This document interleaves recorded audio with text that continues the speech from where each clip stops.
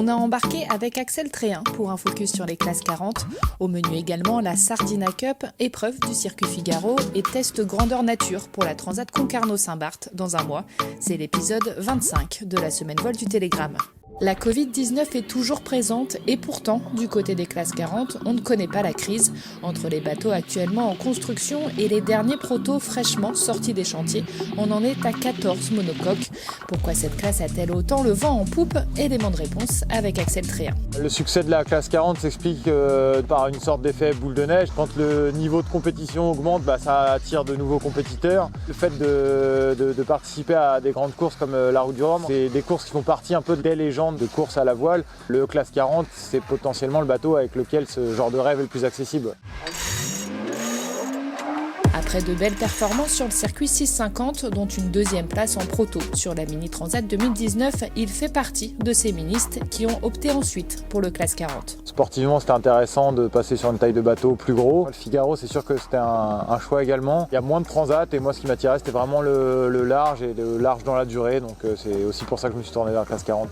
Une classe un peu moins ouverte en termes de jauge que la classe Mini, qui elle, depuis 2011, voit ses étraves s'arrondir. C'est sûr que le néon, c'est devenu un peu la norme, même si en classe 40, contrairement au Mini, la norme a des limites qui sont posées clairement par la jauge.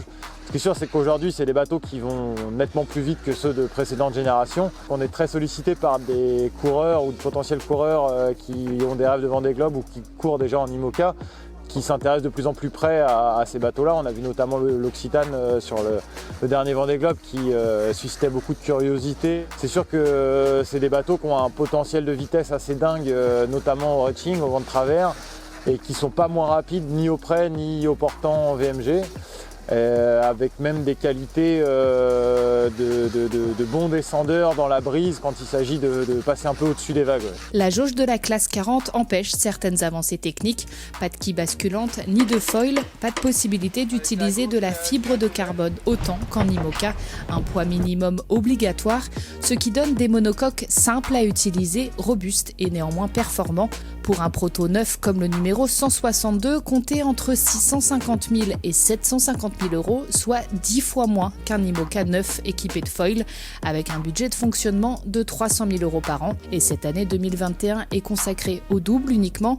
Dans le viseur d'Axel Tréhin, la Transat Jacques Vabre avec Frédéric Denis, vainqueur de la Mini Transat 2015. C'est un ingénieur électronique qui a travaillé dans les grandes équipes, que ce soit en ultime ou en IMOCA, qui est très pointu sur toute l'ingénierie des systèmes informatiques et électroniques des bateaux, sur la mise au point des pilotes.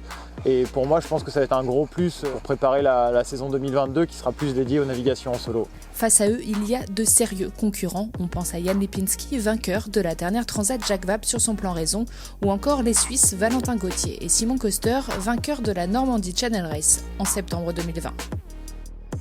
Avec 750 000 à parcourir, la deuxième étape de la Sardina Cup, affectée du coefficient 3, constitue un vrai test pour les 21 duos engagés, dont certains préparent la Transat Concarneau-Saint-Barth dans un mois. Test pour les marins donc, mais test également pour le Figaro Beneteau 3 qui, en course, n'a jamais été utilisé sur une si longue distance. Sur la première manche, on a pu voir que le duo Xavier Macaire-Morgan Lagravière, vainqueur devant Alexis Loison et Guillaume Pirouenne et Tom Laperche et Loïs Béréard, avait la bonne carburation, mais que les écarts restaient relativement faibles. Cela dit, ici, les secondes, les minutes et les heures ne comptent pas, puisque le classement s'effectue au point.